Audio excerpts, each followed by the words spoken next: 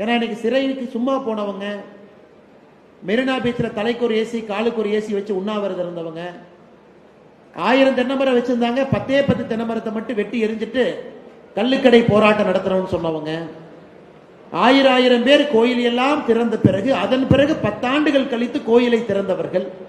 இவங்கெல்லாம் இன்னைக்கு தலைவர்களாக சரித்திரத்தில் நம்முடைய புத்தகத்தில் பக்கம் பக்கமாக கொண்டாடி கொண்டிருக்கின்றோம். இன்னைக்கு எல்லாரும் குழப்பத்தில் இருக்கீங்க. உண்மையை சொல்ற குழப்பத்தில் இருக்கிறேன். சினிமா மோகம், மாயை, சமூக வலைத்தளம், எதை பார்த்தாலும் உடனே நமக்கு பணக்காரன் ஆகணும்னு தோணுது, எதை பார்த்தாலும் உடனே சாதிக்கணும்னு தோணுது, அட்டென்ஷன் எதிர்பார்க்கும். நான் இடத்துக்கு போனா அண்ணே வணக்கம்னு சொன்னா தான் நமக்கு ஒரு சந்தோஷம். வணக்கம் சொல்லலாம், ஏன் நம்மளை மதிக்கலையாட்டிருக்குன்னு இளைஞர்களுக்குள்ளேயே ஒரு கௌரவ குறைச்சல் வருது. மாப்பிள்ள வா போலாம், பைக் ஸ்டார்ட் பண்ணு, வா இங்க போலாம், இந்த ஹோட்டலுக்கு போலாம், இங்க போனா இந்த மெஸ்ல சாப்பிடலாம், வா மாப்பிள்ள இந்த படம் ரிலீஸ் ஆயிடுச்சு பார்க்கலாம். ஒரு தமிழ்நாட்டு இளைஞர்களை பொறுத்த வரைக்கும் என்ன, ஒரு ஹீரோவையும் அந்த படத்தை 100 கோடி ரூபாய் ஓட்டக்கா நாம இருக்கும். அவன் படம் ரிலீஸ் பண்ணோடனே 100 கோடி ரூபாய் அவன் படத்துல வசூல் பண்றதுக்கு இளைஞர்கள் நாம இருக்கமா? சமூக வலைதளத்தை 1 ரூபாய் 1 பைசா நமக்கு பிரயோஜனம் கிடையாது. அதே போல வாழ்க்கையில இளைஞர்கள் இதை மிஸ் பண்ணிட்டீங்கன்னா திரும்ப கிடைக்காது ராஜா, கிடைக்காது. இந்த 10 வருஷம் விட்டுட்டீங்கன்னா முடிஞ்சு போச்சு. இந்த 20 to 30 நீங்க உங்களை செட் பண்ணி ஆகணும், செட் பண்ணி ஆகணும். அப்படியே கல்யாணம் ஆகும், அப்படியே குழந்தை வரும், அப்படியே ஸ்கூல் ஃபீஸ் கட்டணும். அப்புறம் குடும்பஸ்தன் படத்துல என்னுடைய அன்பண்ண நடிச்சார்ல, அந்த கதை தான் நமக்கும். அன்பார்ந்த பெரியோர்களே, தாய்மார்களே, இந்த அரங்கத்தில் பெரும் படையாக அமர்ந்திருக்கக்கூடிய இளைஞர் சொந்தங்களே, காலையில் 10 மணியிலிருந்து அமைதியாக உட்கார்ந்து இருக்கிறீங்க. அதிக நேரம் நான் எடுக்க விரும்பவில்லை. 10 நிமிடம் போதும்.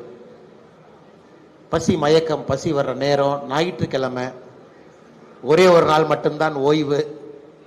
அன்னைக்குன்னு பார்த்து பிடிச்சி கூட்டிகிட்டு வந்து உட்கார வச்சு, இன்னைக்கு தான் ஃபவுண்டேஷன் ஆரம்பிப்பேன், திங்கக்கிழமை ஆரம்பிச்சிருக்கலாம், செவ்வாய்க்கிழமை ஆரம்பிச்சிருக்கலாம், ஞாயிற்றுக்கிழமை ஆரம்பிச்சிட்டாங்களே அப்படின்னு நினைக்கக்கூடியவங்களும் கூட இருக்கலாம். அன்பு சொந்தங்களே, ஒரு வேள்வியாக இந்த அறக்கட்டளைய பாரத் நேதாஜி ஃபவுண்டேஷன், பாரத் நேதாஜி அறக்கட்டளைய இன்னைக்கு திருப்பூரில் எல்லோரும் இணைந்து இதை ஆரம்பித்திருக்கின்றோம். சொந்தங்களே, உங்கள்கிட்ட சொன்ன மாதிரி 10 நிமிஷம் மட்டும் பேசுறேங்க. சின்னதாக ஒரு 2 கருத்துக்களை உங்களிடம் பேச வேண்டும் என்பது என்னுடைய ஆசை. மேஜர் மதன் அவங்க எல்லாமே பேசியிருக்கிறாங்க, நிறைய கருத்துக்கள் உங்க முன்னாடி வச்சிருக்கிறாங்க. நேதாஜி சுபாஷ் சந்திரபோஸ் அவர்களை போன்ற ஒரு தலைவர் உண்மையால் இந்தியாவில் இல்லை. அவருடைய காலகட்டத்தில் ஒரு பெரிய அநீதி அவருக்கு என்ன நடந்துச்சுன்னாங்க ஐயா, சுதந்திரத்திற்கு பிறகு காங்கிரசினுடைய ஆட்சி அமைந்த பிறகு இந்த NCERT புத்தகம் எல்லாமே ஆளுகின்ற கட்சியினுடைய கையில் இருந்துச்சு, ஆட்சியில் இருந்துச்சு. நேதாஜி சுபாஷ் சந்திரபோஸ் அவருடைய வரலாற்றை எல்லாம் இருட்டடிப்பு செய்து ஒரு இருண்ட சரித்திரமாக 1952க்கு பிறகு நேதாஜி அவர்களுடைய வாழ்க்கையை முழுவதுமாக இருட்டடிப்பு செஞ்சுட்டாங்க. இன்னைக்கு இளைஞர்களுக்கு நேதாஜியை பற்றி பேச வேண்டிய கட்டாயம் நமக்கு இருக்கு. காந்தியை பற்றி பேசுறது ரொம்ப எளிதுங்க ஐயா. ஏன்னா அந்த நாட்டினுடைய அரசியல், நாட்டினுடைய சரித்திரம் எழுதப்பட்ட விதம் 99% காந்தி அவர்களை சார்ந்து இருக்கு. இன்னைக்கு காந்தி அவருடைய சரித்திரம் எந்த அளவுக்கு தெளிவா இருக்குன்னா, எந்த ட்ரெயின் நம்பர்ல எந்த தேதியில பீட்டர் மேரிட்ஸ்பர்க்ல சவுத் ஆப்பிரிக்கால இறக்கி விட்டாங்க, அவர் எந்த ரூபா டிக்கெட் எடுத்தாரு, இறக்கி விட்ட டிக்கெட் கலெக்டர் பேர் என்ன, அந்த அளவுக்கு சரித்திரத்தில் பதிவாயிருக்கு. ஆனா நேதாஜி சுபாஷ் சந்திரபோஸ் ஐயா அவருடைய சரித்திரம் அதெல்லாம் எதுவுமே நமக்கு தெரியாது, அந்த அளவுக்கு பதிவு செய்யப்படவில்லை. சில புத்தகங்களை படிச்சா தான் நமக்கு தெரியும்.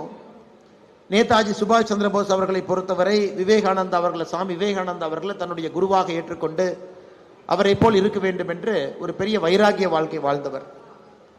2 கல்லூரியில் படிச்சார். பிரசிடென்சி கல்லூரி 1913 சேர்ந்தாருங்க. கல்லூரியிலிருந்து தேசியத்தை பேசுகின்றார் என்கின்ற ஒரே காரணத்துக்காக பிரசிடென்சி கல்லூரியிலிருந்து வெளியே அனுப்பிட்டாங்க. அதன் பிறகு 1919 ஸ்காட்டிஷ் சர்ச் காலேஜில் சேர்ந்தார். ஏன்னா அங்கிருந்து வெளியே அனுப்பிச்சனால இந்த கல்லூரியில பிலாசபியில தன்னுடைய பட்டப்படிப்பை முடிச்சார். அவர் பிறந்தது 1897. இப்பதான் நூற்றாண்டு விழாவை திருப்பூர்ல விமரிசையா எக்ஸலான் ராமசாமி அண்ணா அவங்க பள்ளிக்கூடத்தில் கொண்டாடி இருக்கின்றார்கள். நான் சொல்வது கிட்டத்தட்ட 28 ஆண்டுகளுக்கு முன்பு 1997. இந்த மனிதன் தன்னுடைய 16 வயசுல தேசியத்தை பேசினார் என்பதற்காக பிரசிடென்சி கல்லூரியிலிருந்து வெளியே அனுப்பப்பட்டவர். 1922 வரை சிவில் சர்வீஸ் பரீட்சை இங்கிலாந்து போய் தாங்க எழுதணும், இந்தியாவில் எழுத முடியாது. ஆங்கிலேயர்கள் தெளிவா இருந்தாங்க, யார்கிட்ட பணம் இருக்கு, யார் பணக்காரருடைய குழந்தை, யாருக்கு கிரீக் லாட்டின் போன்ற மொழிகள் தெரிந்திருக்கிறது, நீங்க கப்பல் பிடிச்சு இங்கிலாந்துக்கு வந்து ஆக்ஸ்போர்ட் பல்கலைக்கழகம், இன்னைக்கு ஆக்ஸ்போர்ட் பல்கலைக்கழகம் எங்க இருக்கோ அந்த அரங்கத்துக்குள்ள அந்த அந்த ஊர்ல ஒரு தனி பில்டிங்ல தான் எக்ஸாமே நடக்கும், ஐசிஎஸ்.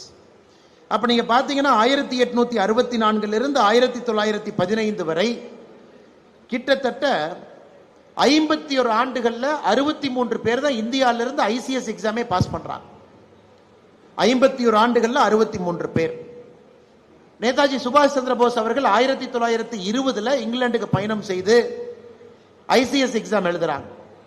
அந்த எக்ஸாம்ல 4வது இடத்துல வர்றாங்க, ஓவரால் 4th ரேங்க், ஒரு பெரிய ரேங்க். திரும்ப இந்தியாவில் வந்து அவர் ஒரு கலெக்டராக எங்க நியமிச்சிருப்பாங்க. சுதந்திரம் கிடைத்த பொழுது நேதாஜி சுபாஷ் சந்திர போஸ் அவர்கள் ஐசிஎஸ் பணியில் இருந்திருந்தாங்கன்னா ஒரு 25 ஆண்டுகள் வெள்ளைக்காரர்களுக்கு பணி செய்து ஒரு பெரிய மனிதராக வாழ்க்கை சுகத்தோடு ஒரு நல்ல ஒரு பொசிஷன்ல நேதாஜி சுபாஷ் சந்திர போஸ் அவங்க ரிட்டையர் ஆயிருப்பார்.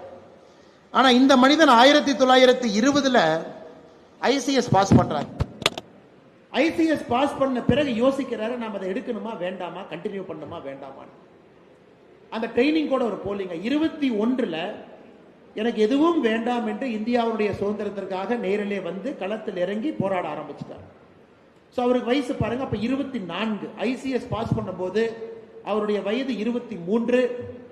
இப்ப நம்ம வயசுலாம் நீங்க யோசிச்சு பாருங்க, நம்ம என்ன ஏஜ்ல இருக்கோம் அப்படி. 24 வயசுல எனக்கு ஐசிஎஸ்ஸே வேண்டாம் என்று சொல்லிவிட்டு சுதந்திர போராட்டத்திற்காக களத்தில் இறங்கி போராட ஆரம்பிச்சார்.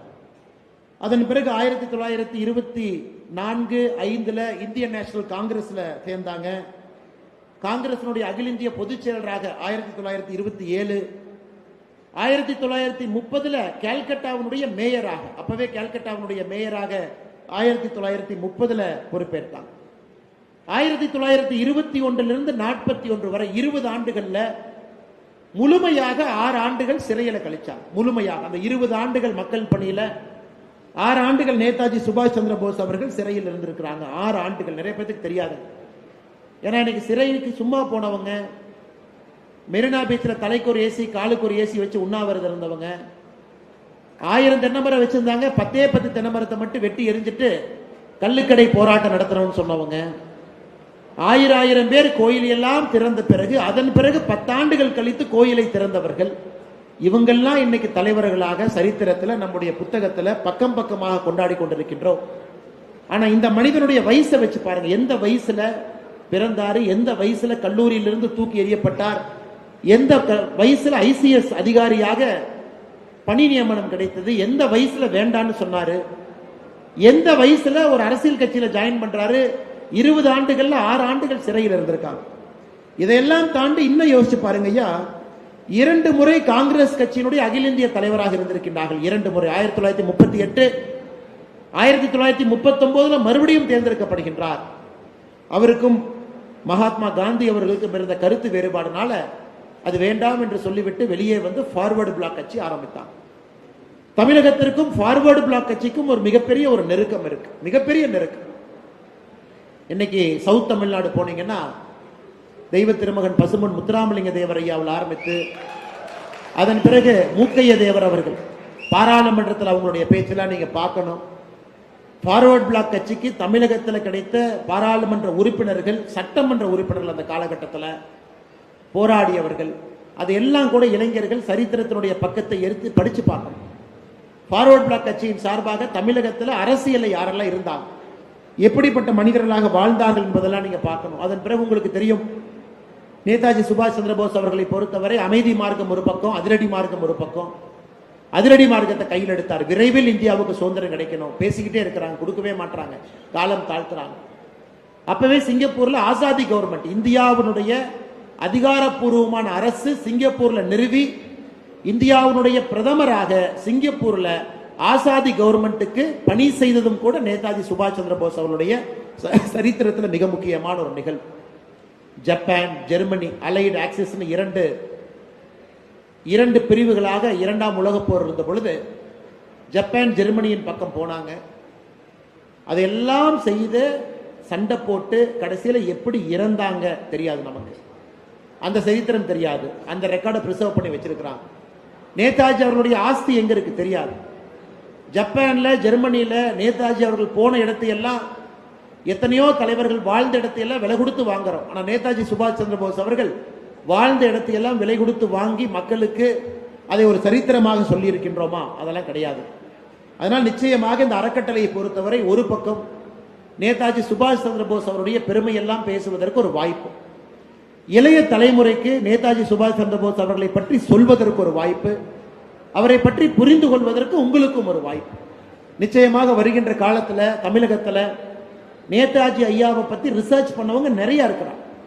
அவர்களெல்லாம் கூட்டிக் கொண்டு வந்து இளைஞர்களை இதே போல மண்டபத்தில் அமர வைத்து அவங்கள நீங்க பேச வைக்கணும் என்பது என்னுடைய அன்பான வேண்டுகோள்.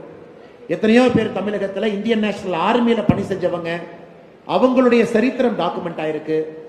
எத்தனையோ நல்ல மனிதர்கள் நேதாஜி சுபாஷ் சந்திர போஸருடைய வாழ்க்கை வரலாற்றை தமிழ்ல புத்தகத்தில் போட்டிருக்கிறாங்க. அவங்கள கொண்டு வந்து திருப்பூர்ல நீங்க பேச வைக்கணும் என்பது என்னுடைய அன்பான வேண்டுகோள். நிச்சயமாக நீங்கள் அதை செய்வீங்கள் என்கிற நம்பிக்கை இருக்கு. நான் பேசுவதற்கு முன்பாகவே இந்த அறக்கட்டளையுடைய நிறுவனராக இருக்கக்கூடிய சரத் சகோதரர் அவர்கள் என்னெல்லாம் செய்ய போறேன்னு சொன்னாங்க. அடுத்த 5 நிமிஷம் நான் சில விஷயங்கள் என்னுடைய வாழ்க்கை அனுபவத்தில் உங்க முன்னாடி நான் வைக்கணும்னு நான் சொல்றேன்.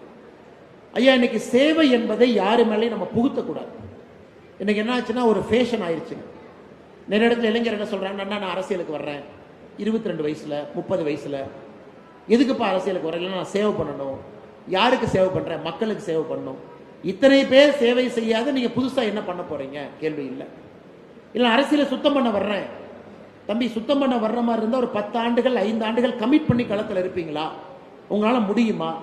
உங்களுக்கு குடும்பம் இருக்கு, ஒரு பொருள் சம்பாதிக்கணும், பொருள் ஈட்டக்கூடிய வயது இது, ஒரு பிசினஸ் ஆரம்பிச்சு நல்லா சம்பாதிக்கலாம். நீங்க அதையெல்லாம் முடிச்சுட்டு 40 வயசுல நீங்க அரசியலுக்கு வரலாமே. நான் நிறைய பேருக்கு இந்த கேள்வி கேட்பது உண்டு. சுதந்திர போராட்டத்தின் போது 10 வயசுல 5 வயசுல அரசியலுக்கு வந்தாங்கன்னா வேற.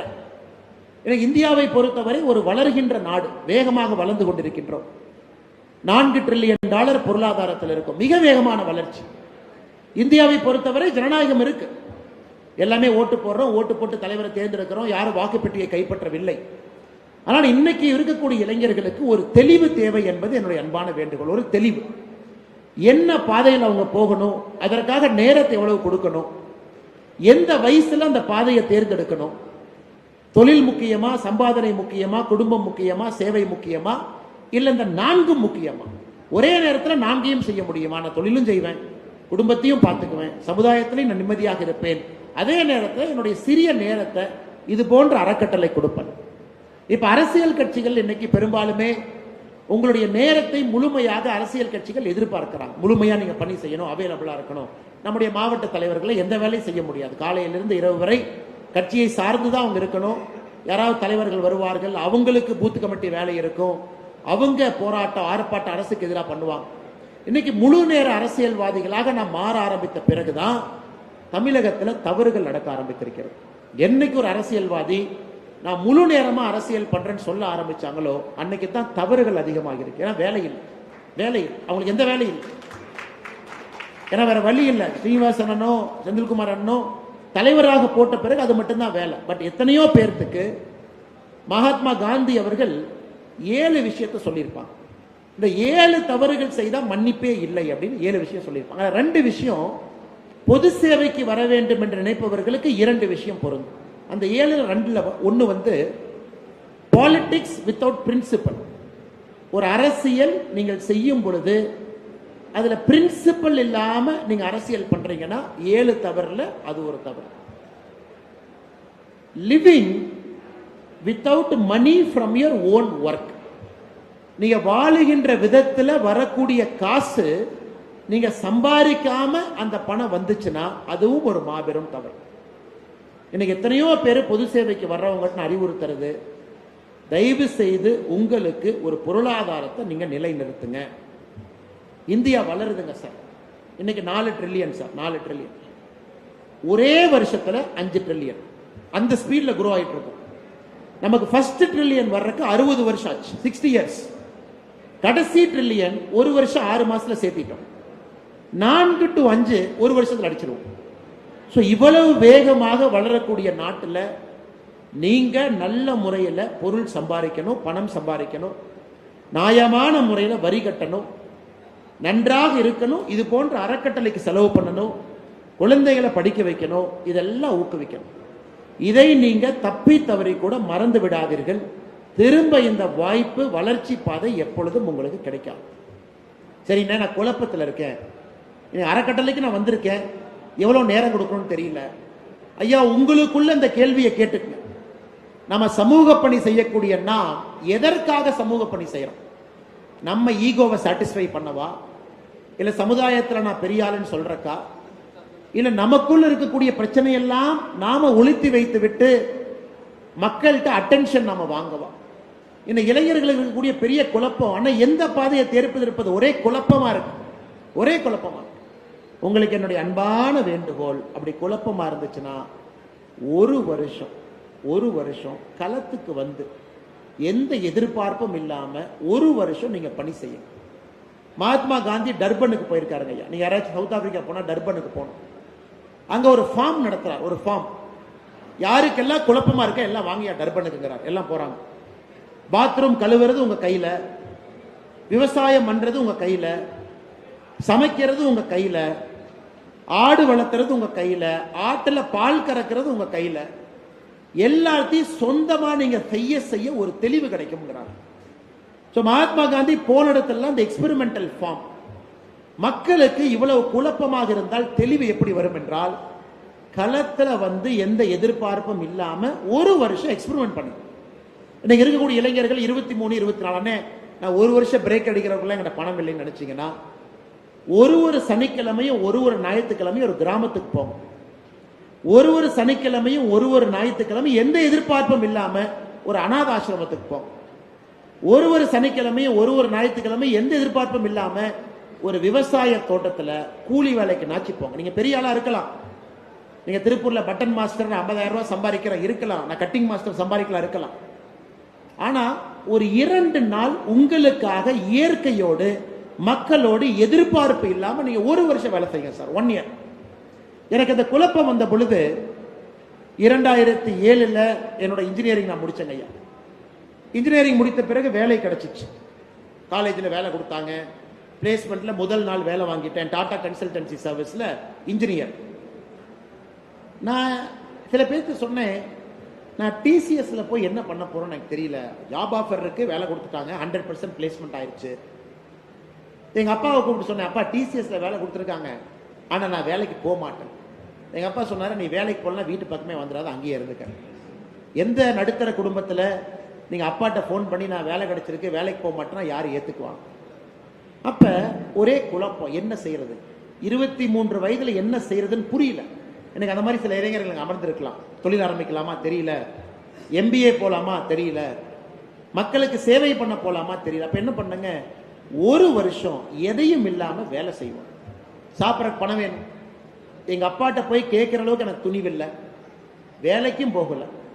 அப்ப கோயம்புத்தூர்ல ஒரு எம்பிஏ இன்ஸ்டிடியூட், அவங்க கிட்ட 8,000 ரூபாய் சம்பளத்துக்கு கவுன்சிலரா ரிசப்ஷனிஸ்டா ஜாயின் பண்ணேன் 2008.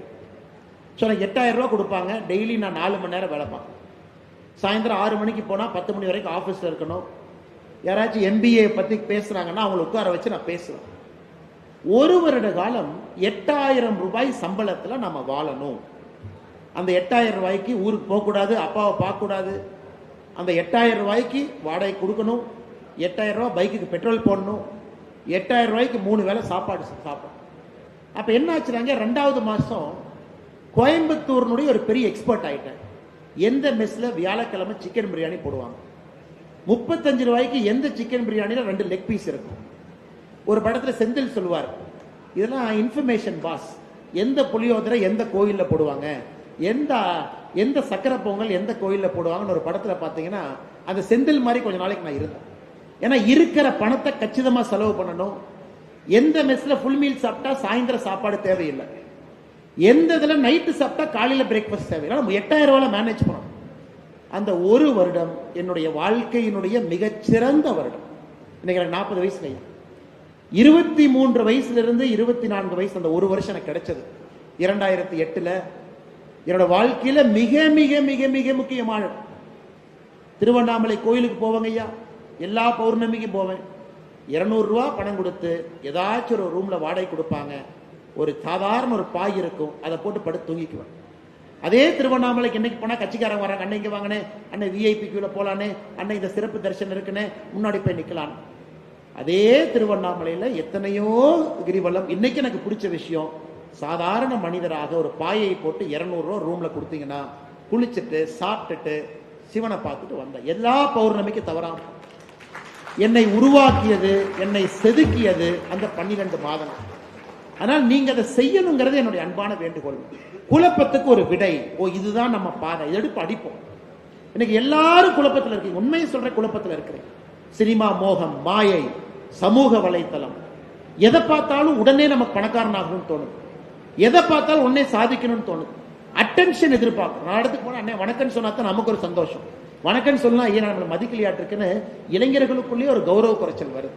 அந்த ஈகோவை உடைக்கணும். நம்ம ஒண்ணும் இல்லை, நம்ம இறந்த பிறகு புழுக்களாக இந்த மண்ணில் போக போறோம், நம்மளை எல்லாம் மறந்துடுவாங்க.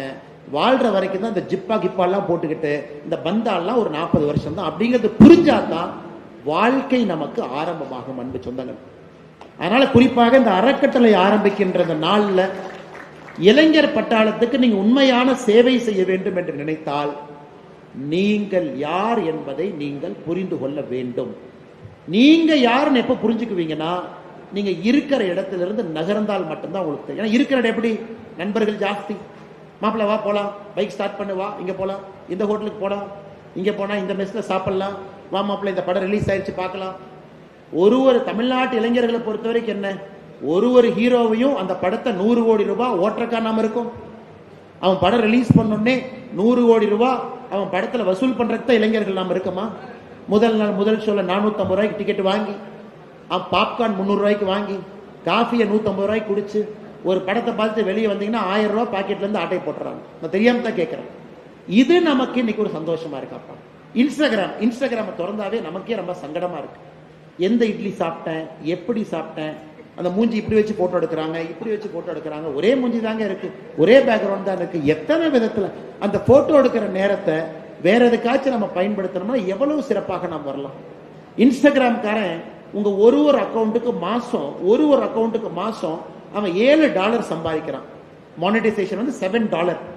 ஒரு இன்ஸ்டாகிராம் அக்கௌண்ட்டுக்கு $7, சாரி மாசம் இல்ல, வருஷத்துக்கு $7 ஃபேஸ்புக் மெட்டா சம்பாதிக்கிறான் உங்களை வச்சு. ஏன்னா நீங்க கஸ்டமர் இருந்தா தான் ஆடு புஷ் பண்ண முடியும். ஆடு புஷ் பண்ணா தான் மார்க்கெட்டிங்காரன் பணம் கொடுப்பான். மார்க்கெட்டிங்காரன் பணம் கொடுத்தா தான் மார்க் ஜக்கர்பர்க் பணக்காரனா இருப்பான், உலகத்துல 3ஆவதா இருப்பான். சோ அவன் மெட்டாவை வளர்த்துறதுக்காக நாம போட்டோ எடுத்து, நாம செல்ஃபி எடுத்து, விதவிதமா போஸ்ட் கொடுத்து, நமக்கு அவன் $7 அக்கௌண்ட்ல போட்டா கூட சந்தோஷம் தானே. டே தம்பி, என்னை வச்சு $7 வாங்கினேன், அது ஒரு $4 கொஞ்சம் அக்கௌண்ட்ல போட்டா ஒரு 2 பரோட்டா சாப்பிட்றதுனாச்சும் யூஸ் ஆகும். சோ அதுலயும் ஒரு பைசா பிரயோஜனம் இல்லை. சமூக வலைதளத்தை $1 நமக்கு பிரயோஜனம் கிடையாது. அதே போல வாழ்க்கையில இளைஞர்கள் இதை மிஸ் பண்ணிட்டீங்கன்னா திரும்ப கிடைக்காது ராஜா, கிடைக்காது. இந்த 10 வருஷம் விட்டுட்டீங்கன்னா முடிஞ்சு போச்சு. இந்த 20 to 30 நீங்க உங்களை செட் பண்ணி ஆகணும். அப்படியே கல்யாணம் ஆகும், அப்படியே குழந்தை வரும், அப்படியே ஸ்கூல் ஃபீஸ் கட்டணும். அப்புறம் குடும்பஸ்தன் படத்துல என்னுடைய அன்பண்ண நடிச்சார்ல, அந்த கதை தான் நமக்கும். என்னன்னா மாசம் பட்ஜெட்டை போட்டு கேபிள் பில்லை கட்டி, இவனுங்க விற்கிற விலைவாசிக்கு வாங்கி, கரண்ட்டை ஏத்துற இந்த கரண்ட் பில்லை கட்டி எங்கன்னா வாங்குறது, பட்ஜெட் போட்டு தான் வாழணும். அதனால் சொந்தங்கள், இன்னைக்கு இந்த அறக்கட்டளையில சேவைன்னு வந்திருக்கவங்களுக்கு அன்பான வேண்டுகோள், சேவை செய்வதற்கு நீங்க தயாரா இருக்கீங்களா? இல்ல ஞாயிற்றுக்கிழமை லீவுன்னு பிடிச்சிட்டு வந்து உட்கார வச்சுட்டாங்களா? இது முதல் கேள்வி. இது எனக்கும் இந்த கேள்வி நான் கேட்கிறேன். ஏன்னா ஹானஸ்டா பேசணும். ஏன்னா உங்களுடைய நேரத்தை நான் எடுத்துட்டு இருக்கேன். அண்ணே, நான் சேவை செய்ய தயாரா வந்துட்டேன்னா நேரத்தை கொடுங்க, மாற்றத்தை ஏற்படுத்துங்க. அண்ணே, நான் சேவை செய்யறதுக்காக வரல, கொஞ்சம் தான் வந்தனே, எனக்கு அண்ணனை தெரியும், வரலினா காடேஸ்வர சுப்பிரமணியன் அப்படியே தங்கராஜனை பாப்பாரு, அந்த பையன் எதுக்கு வரலன்னு கேட்பாரு, இந்த பையன் எதுக்கு முன்னாடி இருக்கலாம், அதனால நான் சனி ஞாயிறு மட்டும் கொடுக்குறேனே, சனி ஞாயிறு தயவு செஞ்சு கொடுங்க. ஆனா இல்லனே, நான் தெளிவா இல்ல, ஒரு 6 மாசம் போய் எதுவுமே செய்யல, நான் ஒரு அநாத ஆசிரமத்தை பார்க்கறேன், விவசாயம் பண்றேன், எனக்கு புரிதல் வந்த பிறகு நான் களத்துக்கு வர்றேன், அதுவும் சந்தோஷம். ஆனா இந்த நிகழ்ச்சி முடிச்சு வெளியே போகும்போது தெளிவோட போங்க அப்படிங்கறத என்னுடைய வேண்டுகோள். தெளிவோட போங்க. பணம் சம்பாதிக்கணுமா, தெளிவா சம்பாதிக்கணும்.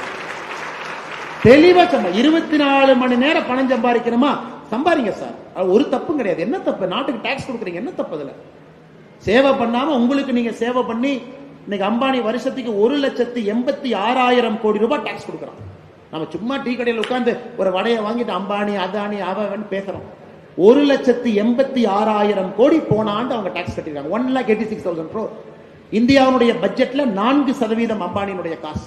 தவறு இல்லை, நல்லா சம்பாதிங்க, நல்லா பணம் சம்பாதிங்க, டாக்ஸ் கட்டுங்க, மக்களுக்கு ரோடு போடலாம், செய்யலாம். அதனால நம்ம யாரும் ஏமாத்த வேண்டாம், ஒளிவு மறைவான வாழ்க்கையை வாழ வேண்டாம், தெளிவா வாழணும். இல்ல சேவை பண்ணுமா, முழுமையா இறங்கி அடிச்சு தூக்குங்க பார்த்தோம். அதற்கு தெளிவு உங்களுக்கு வேண்டும். இந்த மாய வலையில, மாயாஜாலத்துல, பேஸ்புக்ல, சமூக வலைதளத்துல தயவு செஞ்சு மாட்டிக்காதீங்க. இன்னொருத்தரை இம்ப்ரெஸ் பண்ண பார்க்காதீங்க சார். இன்னைக்கு யாருமே அடுத்தவங்களை பத்தி நினைக்கிறதுக்கு யாருக்கும் நேரம் இல்லை. நாம தான் ரொம்ப ஃபீல் பண்ணிட்டு இருக்கோம், நம்மளை இப்படி நினைப்பாங்களோ, நம்மளை அப்படி நினைப்பாங்களோ, நம்ம பண்றதை பத்தி இப்படி நினைச்சுக்குவாங்களா, எல்லாம் அவங்கவுங்க பிஸியா இருக்காங்க. நம்மளை பத்தி நினைக்கிறவங்களா யாரும் இல்லை. அதனால உங்களைய பத்தி நீங்க நினைங்கன்னு தான் நான் திரும்ப சொல்றேன். உங்களைய பத்தி நீங்க நினைச்சுக்க, நீங்க சரியா இருக்கீங்களா, சரியான பாதையில போறீங்களா. இவ்வளவு இளைஞர் சக்தி சார், இளைஞர் படை, இதை வேஸ்ட் பண்ணக்கூடாது. ரொம்ப தவறா போயிடும், ரொம்ப தவறா போயிடும். பணம் சம்பாதித்து உங்கள் வாழ்க்கை, நாட்டினுடைய வாழ்க்கையை முன்னேற்ற வேண்டும் என்றால் முழுமையா இறங்கி அடிங்க. சேவை பண்ணும், முழுமையா வாங்க. வாரத்துக்கு 2 நாள் நான் கொடுப்பேன், முழுமையா வாங்க, ஆனா சந்தோஷமா வாங்க.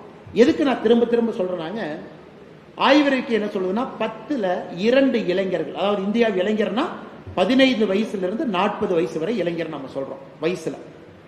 10ல் 4 பேர் என்ன சொல்றாங்கன்னா, நான் லோன்லியா இருக்கேன், என்கிட்ட பேசுற கூட யாரும் இல்லை, நான் லோன்லியா இருக்கேன். அந்த லோன்லினஸ் பாத்தீங்கன்னா கொஞ்ச நாள்ல டிப்ரெஷனா மாறிடும். அந்த டிப்ரெஷன் கொஞ்ச நாள்ல சூசைடல் டெண்டன்சியா மாறிடும். இது ஒரு சைக்கிள் சார், இது ஒரு சைக்கிள். நான் லோன்லியா இருக்கேன்னு யாராவது சொன்னீங்க, எனக்கு யாருமே இல்லை, நான் தனியா இருக்கேன்னு நினைச்சீங்கன்னா, களத்துக்கு வர வேண்டிய நேரம், சமூக வலைதளத்திலிருந்து வெளியே வர வேண்டிய நேரம், டு மீட் ரியல் பீப்புள், உண்மையான மனிதர்களை தொட்டு பார்த்து பேசுவதற்கான நேரம். அதையெல்லாம் நிச்சயமா நீங்க செய்யணும். அது நீங்க செஞ்சிட்டீங்கன்னா அந்த அறக்கட்டளை வெற்றி. இந்த அறக்கட்டளையில இத்தனையோ பேர் மரம் நடுறா, நாமளும் 2 மரம் நட்டு என்ன பண்ண போறோம்? திருப்பூர்ல நடாத மரமாங்க. என்ன அறக்கட்டளை சார் திருப்பூர்ல? கிளாசிக் போல அவங்களுக்கு வனத்துக்குள் திருப்பூர் லட்சமா நட்டுட்டாங்க, நட்டிக்கிட்டே இருக்கிறாங்க.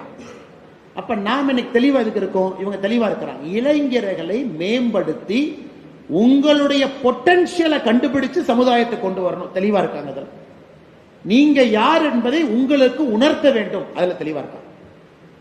அனுமானே மலையை தூக்குற வரைக்கும் அனுமானிக்கு அந்த சக்தி இருக்குன்னு தெரியலங்க. மலை தூக்குனதுக்கு அப்புறம் தான் எப்பா இவ்வளவு சக்தியா. ஆனால் அன்பு சொந்தங்களே, ஒருவருமே இங்க ஃபயர், உங்க உடம்புக்குள்ள மைட்டோகாண்ட்ரியா ஓடிட்டு இருக்குங்க சார். எங்க இருக்குன்னா செல்லுக்குள்ள இருக்கு. உங்களுக்கு எனர்ஜி அந்த மைட்டோகாண்ட்ரியா தான் கொடுக்குது. ஒரு பேட்டரி செல் மாதிரி. அந்த மைட்டோகாண்ட்ரியா ஒரு செல்லுக்குள்ள உங்களுக்கு எனர்ஜி வருது. உங்க உடம்புல 4 ட்ரில்லியன் மைட்டோகாண்ட்ரியா இருக்கு, 4 ட்ரில்லியன். உங்க எனர்ஜியை கரெக்டா நீங்க ஒருநிலைப்படுத்தினீங்கன்னா நீங்க ஒரு ஆட்டம் பாம். உங்க உடம்புல 4 ட்ரில்லியன் செல், அதுக்குள்ள 4 ட்ரில்லியன் பேட்டரி. ஆனா எதுவுமே நம்ம ஃபயராக பெறது இல்லை, மனசு ஒரு இடத்துல இருக்கிறது. எப்படி பெரிய யோகிகள், ஞானிகள், சுவாமி விவேகானந்தா ஃபயர் பண்றாங்கன்னா ஒருநிலைப்படுத்துறாங்க எனர்ஜி. இன்னைக்கு உங்க எனர்ஜியை ஒருநிலைப்படுத்திட்டீங்கன்னா எதையும் உங்களால் சாதிக்க முடியும். அவ்வளவு உள்ள இருக்கு சார் எனர்ஜி. நீங்க ஒரு ஆட்டம் பாம் சார், நீங்க ஒரு ஹைட்ரஜன் பாம். அவ்வளவு எனர்ஜி பாடிக்குள்ள ஓடிட்டு இருக்கு. அது என்ன பண்றதுன்னு தெரியாம எங்கேயும் சுத்திக்கிட்டு இருக்காது. அதனால நிச்சயமாக உங்கள் அண்ணன், நான் பேசினதை உரிமை எடுத்து உங்க அண்ணனா பேச, அரசியல் தலைவரால நான் பேசல, ஒரு அரசியல் கட்சி தொண்டனா பேசல, உரிமையோடு நீங்க நல்லா இருக்கணுங்கிற உரிமையோடு ஆக்ரோஷமாக கொஞ்சம் கடுமையாக நான் பேசியிருக்கிறேன். உங்க அண்ணனா வச்சு, உங்க வீட்டில் அண்ணன் இருந்தா எப்படி பேசணும். அதனால இந்த நிகழ்ச்சி முடித்து நீங்கள் தெளிவோடு செல்ல வேண்டும். ஒரு விஷயத்தை எடுங்க, நேரம் கொடுங்க. அல்லது என்னை மாறி 22 வயசுல என்ன பண்றதுனே தெரியலன்னு நீங்க நினைச்சீங்கன்னா, 1 வருஷம் எல்லாத்துல இருந்து வெளியே சாதாரணமா ஒரு வேலையை செய்யும். உங்க ஈகோ முதல்ல உடையும். ஈகோ உடைச்சிட்டீங்கன்னா உங்களுக்கு ஒரு தெளிவு கிடைக்கும். நிச்சயமா உங்களுக்கு நடக்க வேண்டும் என்று சொல்லி இந்த நிகழ்ச்சி சிறப்பாக நடந்து கொண்டிருப்பதற்கு காரணமாக இருக்கக்கூடிய எல்லா இளைஞர் பட்டாளம் எல்லாம் இருக்கிறாங்க பாருங்க. அக்காலாம் நேரம் கொடுத்து, இளைஞர் படை நேரம் கொடுத்து, நம்முடைய நிறைய குழந்தைகள் ஞாயிற்றுக்கிழமை அன்னைக்கு நேரம் கொடுத்து, சிலம்ப குழந்தைகள் வந்திருக்கிறாங்க, நிறைய விருது வாங்கக்கூடிய குழந்தைகள் வந்திருக்கிறாங்க. ஆனால் நீங்கள் யார் என்பதை வேகமாக புரிந்து கொண்டு உங்களுடைய ஆற்றலை இந்த உலகம் பார்க்க வேண்டும். எல்லாம் வல்ல இறைவன் உங்களிடம் அதை நடத்தி காட்ட வேண்டும் என்று சொல்லி வாய்ப்பு கொடுத்த நல்ல உள்ளங்களுக்கு நன்றி தெரிவித்து என்னுடைய உரையை முடித்துக் கொள்கின்றேன். நன்றி, வணக்கம்.